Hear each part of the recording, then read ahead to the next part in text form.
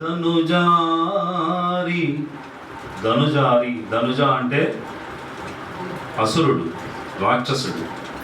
హరి అనగా శత్రువు. రాక్షసునికి శత్రువు ఎవరండి?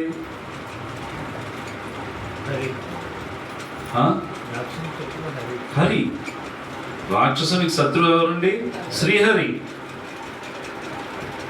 కదమ్మా.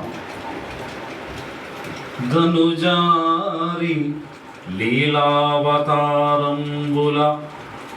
పరమాత్మ యొక్క అవతారాలు ఎన్నైతే ఎంతవరకు కూడా ఎత్తి వచ్చాడో ఆ అవతారాల అన్నిటిలో ఉన్నటువంటి ఆ లీలలు, మహత్యాలు విని ఏంటట విని ధనుజారి లీలావతారంబుల శౌర్యకర్మంబులు సద్గుణములు విని భక్తుడగువాడు వేడ్కతో పులకించి కన్నుల హర్షాశ్రు కన్నములొలుకు గద్గద స్వరముతో కమలాక్ష వైకుంఠ వరద నారాయణ వాసుదేవాయనుచు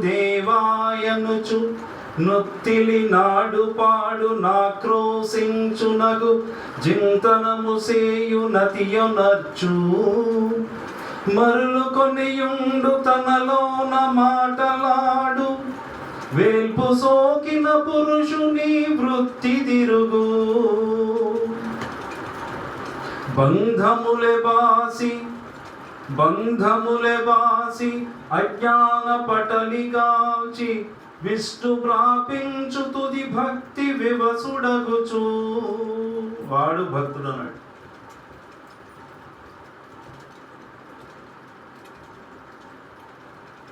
పరమాత్మ యొక్క దివ్య అవతారాలలో ఉన్నటువంటి లీలలు, విశేషాలు, విషయాలు వినేటటువంటి భక్తుడట, నిజమైన భక్తుడు అనబడేటటువంటి వాడట ఏం చేస్తాడట? హర్షాశ్రు కనములకు ఆనంద బాష్పాలు కనుల నుంచి వలవల కారిపోతాయి. స్వరము గద్గదమైపోతుందట, మాట రాదట. గద్గదమైన స్వరముతో కమలాక్ష వైకుంఠ వరద నారాయణ వాసుదేవ అని తనని తాను మరిచిపోయి దివ్య పారవస్యంలో పరమాత్మతో యోగం అయిపోతాడట.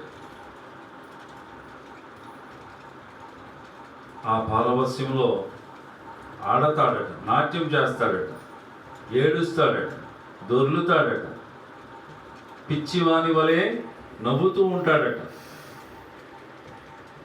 నమస్కారం చేస్తూ ఉంటాడట. తనకు తెలియకుండానే, తనకు తెలియకుండా ఏం చేస్తాడట? నమస్కారం చేస్తూ ఉంటాడట. అనుభూతి పారవస్యం.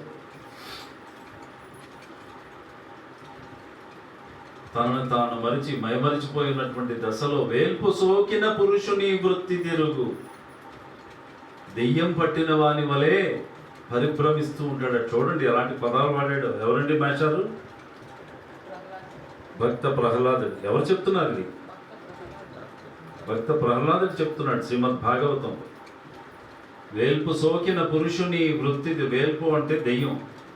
వేల్పు సోకిన పురుషుని వృత్తి తిరుగు, దెయ్యం పట్టిన వాని వలె తిరుగుతూ పరిభ్రమిస్తూ ఉంటాడట సాధు మహాపురుషుడు.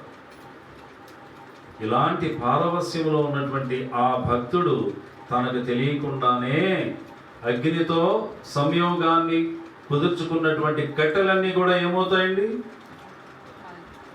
భస్మమైపోతాయి, బూడిదిగా మారిపోతాయి. కర్మశేషములన్నీ కూడా ఏమైపోతాయండి? బూడిదైపోతాయండి. బంధములే బాసి అజ్ఞాన పటలిగాల్చి, కొటుమిలో పెట్టు బంగారు వలె ఆ బంగారంలో ఉన్నటువంటి మడ్డి మలినము అంతా కూడా ఆ దివ్య పారవస్యం అనేటువంటి అగ్నిలో కాలిపోయిందట, భస్మమైపోయిందట. స్వప్రకాశంతో ధగధగా మెరిసిపోతూ ఉందట. అలాంటి భక్తుడు అలాగ మెరిసిపోతూ ఉన్నాడట.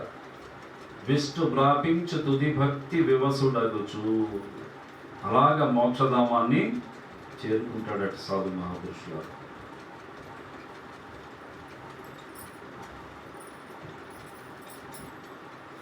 ఇదిరా భక్తిని ఏ ఒక్కడైనా ఈరోజు చెప్తున్నారా ఈ సమాజానికి, లోకానికి? సాధు మహాపురుషులు మొన్న